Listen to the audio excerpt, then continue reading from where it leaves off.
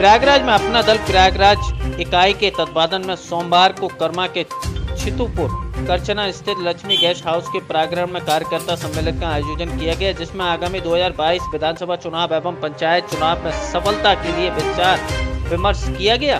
कार्यक्रम के मुख्य अतिथि अपना दल के राष्ट्रीय अध्यक्ष श्रीमती पल्लवी पटेल ने कहा कि आगामी 2022 में अपना दल के बिना कोई सरकार नहीं बनेगी। वही पंचायत चुनाव में अप्रत्याशित रूप से भारी सफलता हासिल करके इसकी आधारशिला तैयार की जाएगी। उन्होंने कहा कि प्रत्येक बूथ पर 10 यूथ जिसमें एक महिला को अनिवार्य रूप से रखा जाएगा। इस तरीके से मजबूत संगठन का निर्माण करके जनता के मूलभूत सवालों पर चुनाव में हिस्सेदारी की जाएगी।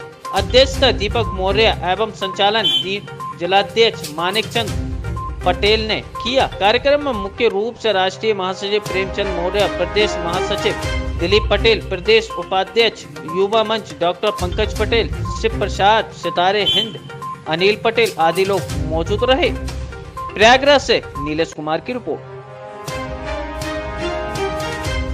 सर, जो आज 3 कानून पास किए गए हैं संसद में, इसके विपरीत पूरे देश में हाहाकार मचा हुआ है, तो क्या अपना दल इसका विरोध कर रहा है?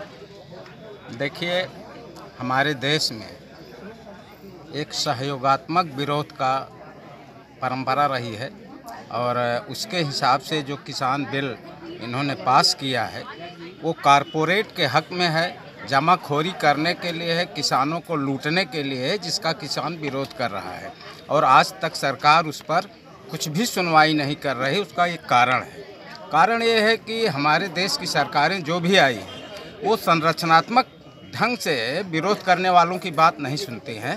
विघटनात्मक स्थिति जब आती है, जैसे मिल, कंपनी, फैक्ट्री, ऑफिस, हर जगह हड़तालें कर दी जाती हैं, तब उनकी बात सुनी जाती है। हमारा किसान भी पूरे देश में अगर एक फसल के लिए भी खेती की हड़ताल कर देगा तो शायद इस देश के प्रधानमंत्री और सरकार को बहुत ही भारी पड़ेगा और वह दिन दूर नहीं है। अगर आज तक किसानों की बात नहीं मानी गई तो अपना दल इस बात पर जोर देगा कि अभी हमारे प्रयागराज के बसवार गांव में पुलिस के द्वारा बालू मजदूरों के ऊपर अभद्र व्यवहार और मारपीट किया, अवैध रूप से मुकदमा दर्ज किया गया, उस पर आप क्या कहते हैं? देखिए, कोरोना काल के बाद से जो स्थितियां या कोरोना काल के दौरान से आप अगर देखें तो किसान और मजदूरों की स्थितियां बहुत ख़राब हो चुकी हैं।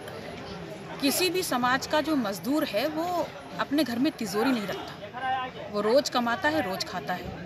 तो पहले ही कोरोना काल की वजह से काम नहीं था, पैसा नहीं था, घर में खाने को नहीं था और ऐसे में जिस प्रकार की घटनाएं जो कि अविगत प्रयागराज में भी हुई है, तो बालू मजदूर अगर वहाँ पर जाएगा नहीं, काम नहीं करेगा तो खाएगा क्या? और ये उत्पीड़न जो पुलिस के द्वारा हो रहा है, फर्जी केसेस उनके ऊपर लगाए जा रहे हैं, कहीं ना कहीं इस देश के कमेरा समाज का उत्पीड़न हर छोर पे हो रहा है। और विशेषकर उत्तर प्रदेश की सरकार में तो शासन और प्रशासन की कोई लिंकिंग ही नहीं है, कोई किसी को सुनने को तैयार नहीं है, सभी बेलगाम होकर काम कर रहे हैं और जिसकी भुक्तभोगी इस देश की जनता बन रही है, इस प्रदेश की जनता बन रही है।